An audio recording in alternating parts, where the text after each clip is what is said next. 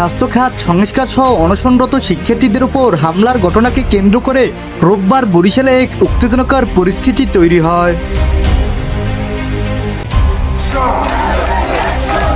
দুপুরে সংগঠক মহিউদ্দিন রনির নেতৃত্বে বরিশাল শের-ই-বাংলা মেডিকেল কলেজ হাসপাতালের সম্মুখে বিক্ষোভ হয় এবং সেখানে পুলিশের উপস্থিতিতে শিক্ষার্থী ও মেডিকেলের কর্মকর্তা কর্মচারীদের মধ্যে পাল্টাপাল্টি অবস্থান নেওয়া সহ ইটপাটকেল ছড়াছড়িতে পরিবেশ উত্তপ্ত হয়ে ওঠে।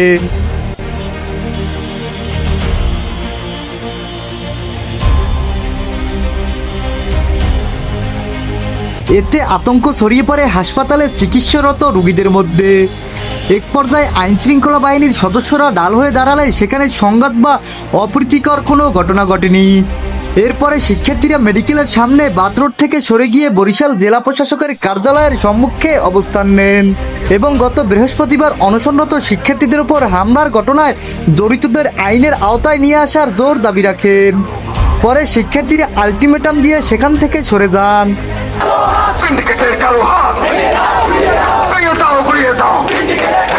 তাদের কালো হাত ভেঙে দাও, ঘুরিয়ে দাও। সিন্ডিকেটের কালো হাত ভেঙে দাও, ঘুরিয়ে দাও। কয় মিনিট হয়েছে? 20 মিনিট হয়েছে? 20 মিনিট এখন হয়নি, এখন 10 মিনিট বাকি আছে। অতি দ্রুত আমাদেরকে সিদ্ধান্ত জানান, নয়তো আমরা 20 মিনিট পরে এখান থেকে চলে যাব। তখন আমাদের সাথে আর কথা বলে আসে কোনো লাভ হবে না। আজকের পর কিন্তু আর কোনো কথা হবে না, শুধু জনতার অ্যাকশন চলবে। 24-এ যেভাবে অ্যাকশন চলছে সেইভাবে অ্যাকশন চলবে। আমরা জনতা কমিটমেন্ট দিয়েছি, আমরা কমিটমেন্ট ব্রেক করব না। আমাদের সংগ্রাম চলছে, আমাদের সংগ্রাম চলবে ইনশাআল্লাহ। এদিকে চিকিৎসকের উপর হামলা ও নিরাপত্তা না থাকার অভিযোগে দুপুর 2টো থেকে কর্মস্থল ত্যাগ করেন চিকিৎসকরা। এর আগে বেলা 12টার দিকে অশ্বিন কুমার হলের সামনে সদর রোডে শিক্ষার্থীরা বিক্ষোভ করে সেখান থেকে মিছিল নিয়ে সেবাসিমের অভিমুখে রওনা হন। এর প্রেক্ষিতে টানা 3 ঘন্টা চিকিৎসা বঞ্চিত হন রোগীরা।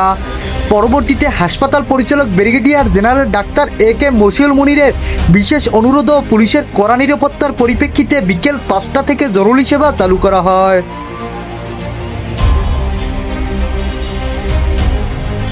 তবে এর আগেই বিকেল 3টার পর থেকে অনির্দিষ্টকালের জন্য কর্মবিরতিতে যান ইন্টার চিকিৎসকরা। এতে চিকিৎসাধীন রোগীদের চরম ভোগান্তির মধ্যে পড়তে হয়। সব মিলিয়ে রোববার গোটা দিনভর এক উত্তেজনাকর দিন দেখল বরিশাল নগরবাসী।